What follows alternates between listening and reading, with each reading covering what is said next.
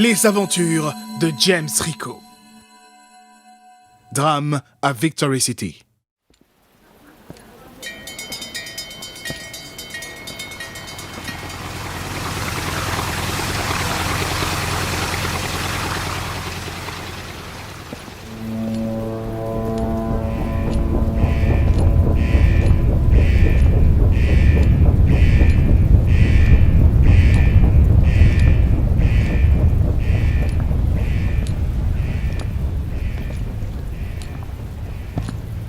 Victory City, capitale de l'actuel empire anglicagne, régnant sur 3 continents et 3 océans.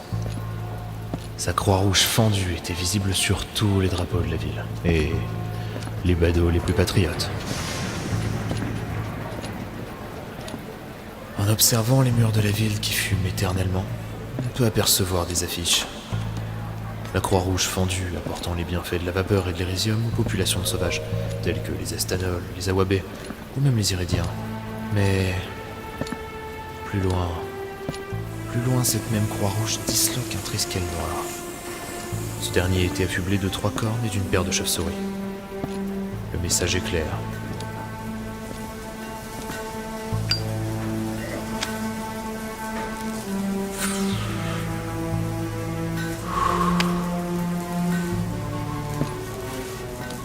Mais encore plus loin, on a tagué ce même triskel sur un mur. Un mur déclaré scène de crime. On y a assassiné un officier, le lieutenant Gary Ford. 5 balles d'Irisium dans le thorax. Aucune chance de survie. L'action est revendiquée par les nationalistes tretons, accusant l'Anglicane de pillage, de meurtre et de viol. Le message est clair.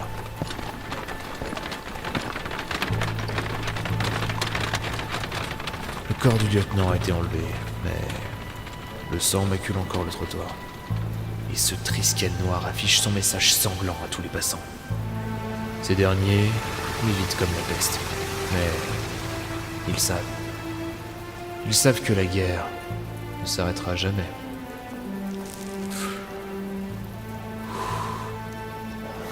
Ce n'est pas dans l'intérêt de l'Empire.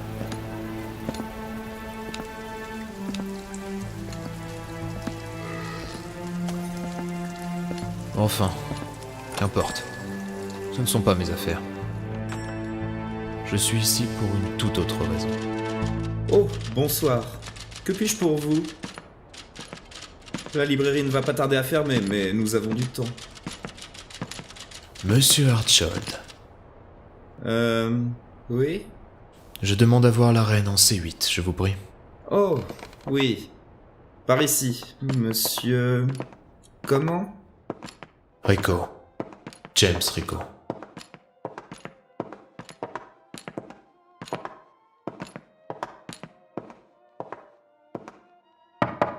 Oui? C'est monsieur Hartshold. Puis-je entrer? Entrez donc. Madame, monsieur James Rico est arrivé. Parfait, faites-le rentrer. Monsieur Rico, je vous présente la dame d'Abgral, Abigail. Je sais. Laissez-nous, monsieur Hartshold. Merci de votre service. Je dispose. Il se tenait devant moi, une légende parmi les légendes. Peu de témoins peuvent raconter son passage sans qu'on les prenne pour des fous. Et il est venu pour parler affaires avec moi, dame Abigail d'Abgral. Je me demande qui devrait être le ou la plus honorée durant cette entrevue. Je vous en prie, monsieur Rico.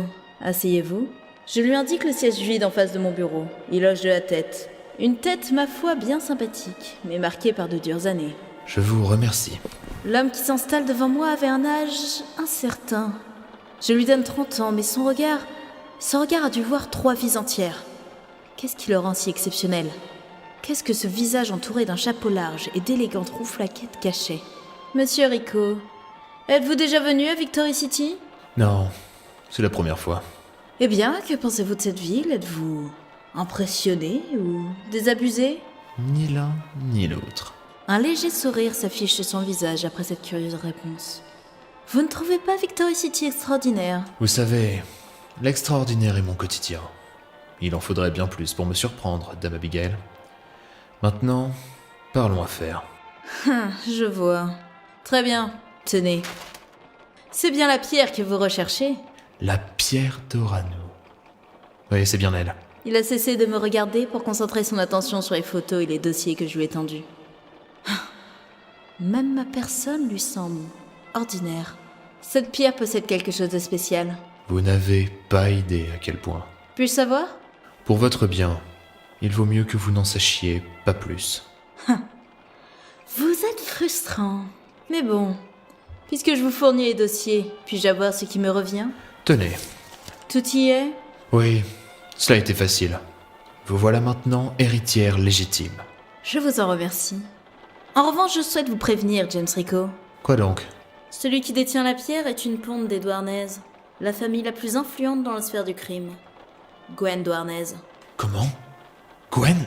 Mais c'est impossible! Qu'est-ce qui se passe? Vous le connaissez? Oui, je le connais. Mais c'était il y a fort longtemps. Il est aussi appelé le fils caché de Lancourt. Ah, mais ça veut dire que ce n'est pas la première fois que vous venez ici, si vous le connaissez. Non, c'est de l'histoire ancienne. Je vous en prie, ne marchez pas là où ça brûle. Vous voulez donc vous attaquer au fils de la mort en personne? Vous savez, je flirte souvent avec elle, et une petite incartade avec son fils ne la fâchera pas. Il flirte avec les morts et n'a pas peur d'affronter son fils. Je me demande si je n'aurais pas dû l'inviter à boire un verre. Je suis maintenant curieuse. Qui est donc réellement James Rico?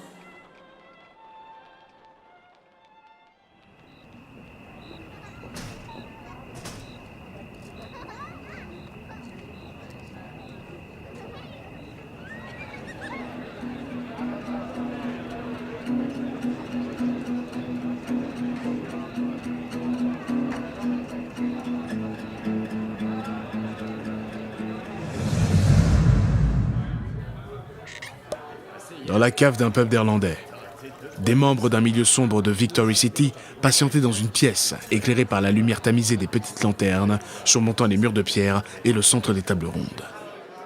Les invités étaient des hommes et des femmes, venant des milieux riches, modestes et pauvres, et partageant tous le même sombre royaume, le crime organisé. Les redingotes côtoyaient les costumes, les robes de velours, les corsets abîmés. Tous attendaient le seul événement qui les réunissait exceptionnellement, les enchères. Ils sont tous là. Les amis de Tiche, les rats de trottoir, les pérégrins. Tiens, il y a même la duchesse Westforolk. Charognard, vous ne valez pas mieux que des goélands se disputant un bout de thon encore accroché sur un filet. Si seulement c'était un piège pour vous tous. Si seulement je pouvais ordonner à mes hommes embusqués de vous dézinguer tous et vous faire comprendre que les baragouinants teutrons savent aussi se servir d'une mitraille. Mais le tas de cause a été clair, vous resterez en vie ce soir. Je n'attends qu'un seul homme de toute façon. J'espère qu'il répondra à mon invitation. L'homme aux idées menaçantes n'était autre que le tueur le plus implacable et le plus influent de Victory City. Recherché, mais jamais condamné, il avait défrayé la chronique en ne venant qu'une seule fois au tribunal. Et ce, pour poser ses bottes pleines de boue et de goudron frais sur la barre des accusés, avant de couper le manche du marteau du juge d'un coup de pistolet que les gardiens de la paix n'avaient pas réussi à trouver lors des fouilles. Et malgré cela, Gwen Douarnez sortit 2 heures plus tard du procès, sans être inquiété plus que cela. Bien entendu, le tas de cause, le chef de famille des Douarnez, avait mal pris le comportement de Gwen, et ce dernier dut prouver à la famille qu'il était digne d'elle. Sinon, les juges en perruque noire auraient condamné définitivement le fils caché de Lancourt au bagne à perpétuité. Votre attention, je vous prie. Les enchères commenceront dans quelques secondes. Et je vous rappelle que ceci n'a été possible que grâce à la famille Douarnez. Il a intérêt à venir. Je ne tiens pas à mourir entre les murs de Fort Récif. Une belle humiliation en perspective. Allez, me dis pas que tu as eu peur de venir, James Rico. Mes amis, je déclare officiellement l'ouverture des enchères. Nous commençons fort avec une possession des anciens princes d'Arlandais, la tunique des chevaliers à la trèfle. Le prix de départ est de 150 000 Saxmarks. 650 000, 700 000, 800 000, 950 000, 950 000. La tunique est adjugée vendue à Lord Amiltish pour la modique somme de 950 000 Saxmarks. Allons, James Rico, montre-toi. Tu vaux mieux que ça. Je sais que tu n'es pas un lâche. Je m'occupe de la prochaine pièce. Mesdames et messieurs, certains sont venus acheter la rareté, d'autres la valeur, et plus le mystère. Et si je vous présentais le trésor qui vous propose les trois en même temps? Mesdames et messieurs, comtes et duchesses du crime, chevaliers du délit et maîtres du vol, ce soir, je vous présente un objet, que dire, d'une curiosité scientifique, venant tout droit des contrées iridiennes, la pierre d'Oranu.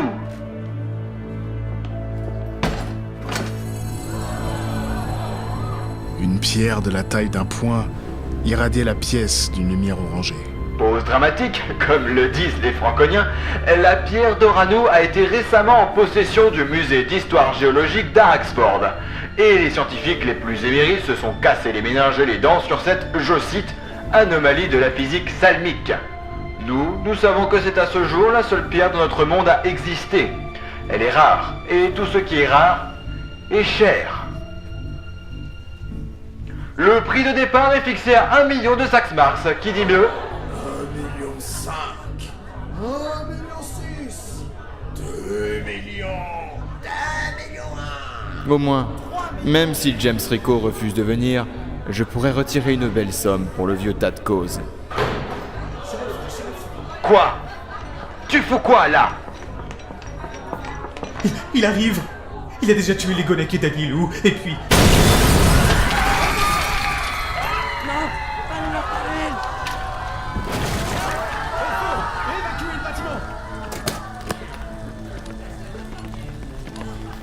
Toc toc. Ai-je loupé la fête? Enfin, c'est pas trop tôt. Gwen Douarnez. Gwen tenait la mallette contenant la précieuse pierre orangée d'une main gantée, serrant la crosse d'un pistolet de l'autre.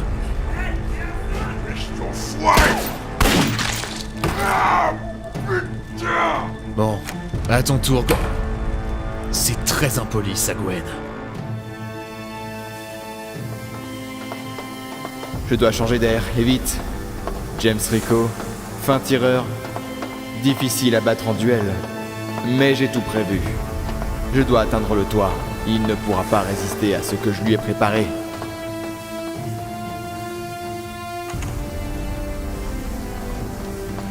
Je ne pensais pas que Gwen serait capable de prendre autant d'avance. Je dois le rattraper, et vite. C'est ma seule chance d'obtenir la pierre. J'ai été naïf de croire qu'il serait possible de surprendre un malfrat tel que Gwen Douarnez. Quelqu'un l'avait prévenu. Quelqu'un qui convoite ma perte. Quelqu'un qui me connaît. Quelqu'un de puissant et de vicieux. James, où êtes-vous? Que faites-vous? Salut Edmund. Là, je suis sur une mission périlleuse. Je vais devoir accrocher. Y a-t-il une urgence? Oui, voudriez-vous un thé à votre retour de mission? Oui, non. Une limonade, je vous prie. 5 sur 5, monsieur.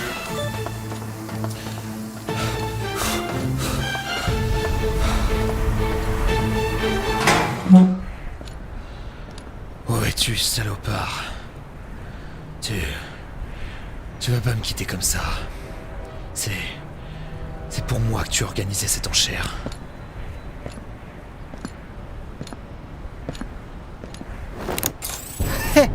Désolé, Jamie. Je peux t'appeler Jamie ou Ricky? Navré, on n'est pas assez proches. Ou alors laisse-moi t'appeler Gwenny. De toute façon, j'ai un avantage. Vas-y, tire-moi dessus. Étrange. Tu penses vraiment pouvoir éviter les balles? J'en ai jamais eu la prétention.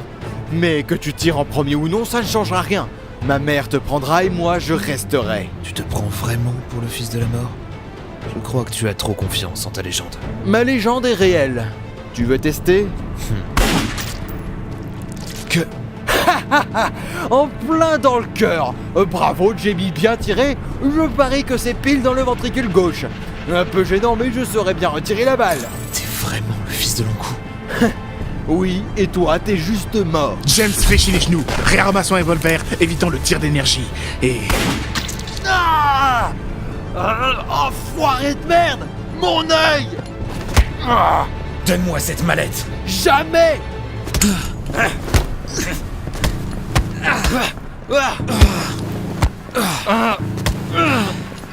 Arrête. Si tu continues, on va tomber. Et alors? Tu as peur? Je pensais que tu ne pouvais pas mourir. Ah, couillon! Tu penses que toi, tu vas survivre? Je suis tombé de bien plus haut que ça. Hein? Et il y avait un matelas à l'atterrissage? Non, il y avait des gens comme toi. De quoi?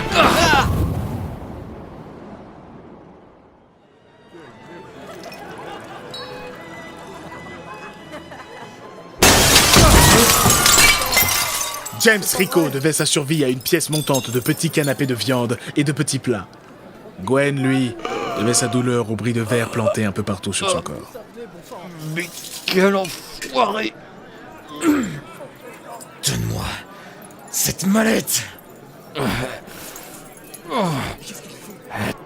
Tu peux courir. Ah, putain. Il va pas prendre un gyrocoptère, ce con-là.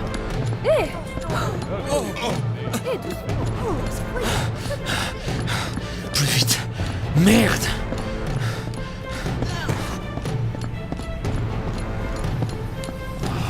J'aurai jamais le temps. Hey, toi! Quoi? Aide-moi à le pourchasser. Il ne faut pas qu'il s'échappe. Et puis quoi encore? Je suis au service de monsieur le marquis de... Tout de suite. D'accord, d'accord.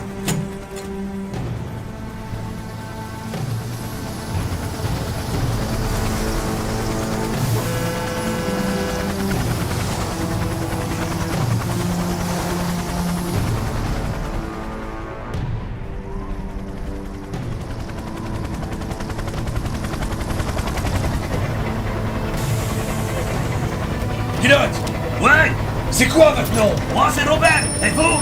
James! Robert, suivez-le de près! D'accord, mais si je peux me permettre, vous ne seriez pas complètement sans hasard resté accroché à un giro en marche?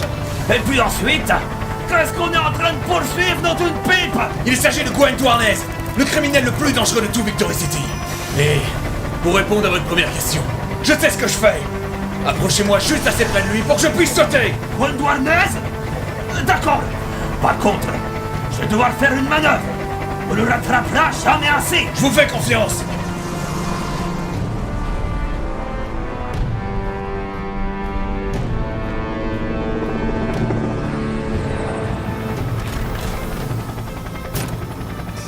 On abandonne, Jamie?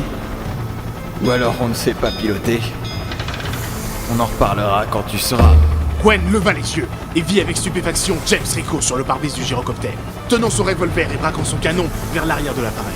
Salut, Gwenny. Mais qu'est-ce que tu veux faire? Alors, on joue au chat et à la souris? Les Bulldogs vont venir t'attraper. Enfoiré! Allez, retourne dans ton trou, Gwen. Merde! Rico est propulsé vers l'extérieur, rattrapé de justesse par le pilote Robert.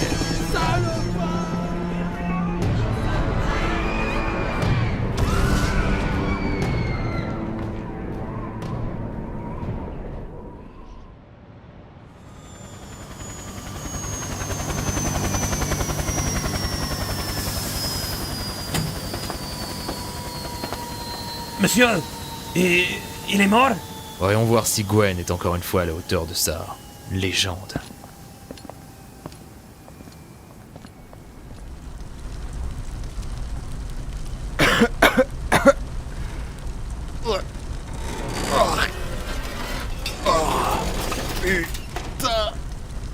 Son corps affichait des ecchymoses et des blessures superficielles, ainsi que des brûlures dues à la vapeur.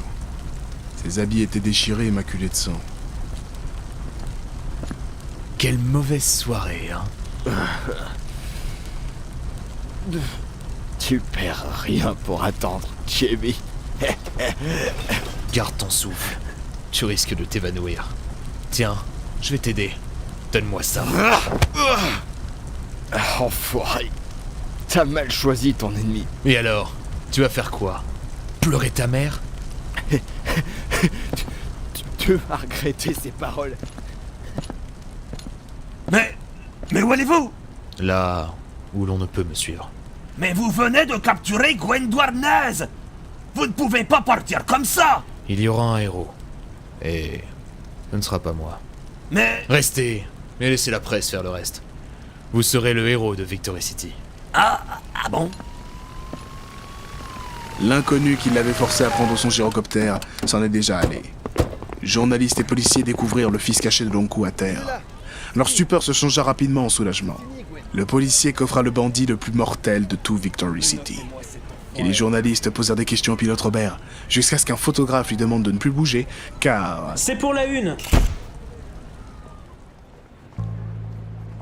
Nouvelle historique! Gwen Douarnez enfin emprisonnée! La ville de Victory City peut enfin souffler! Et ce grâce au héros du jour, Robert Marcellus, pilote privé de gyrocoptère! Demandez l'édition spéciale! Allez, il n'y en aura pas de pour tout le monde! J'en achète un! Sérieux? À défaut de ne pas pouvoir être arrêté pour banditisme, Gwen a pu être arrêté pour vol, vandalisme et destruction de biens privés. Visiblement, son tas de cause l'a lâché. L'affaire de trop pour lui. Espérons qu'il trouve fort récif, à son goût.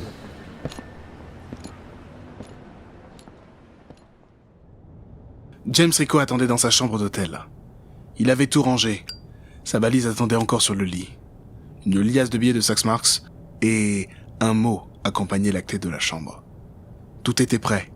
Il n'y avait plus qu'à...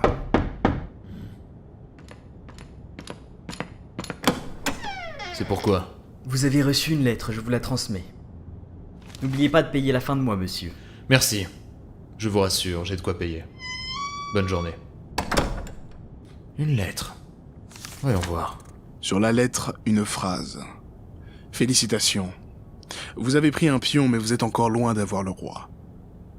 En bas de la lettre, un E et un S signent le mot. On se retrouvera peut-être bientôt.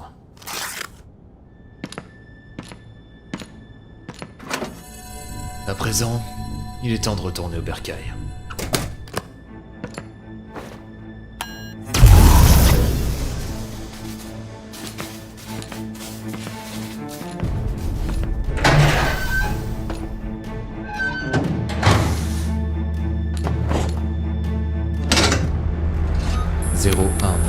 dièse Rico. Allez, c'est parti.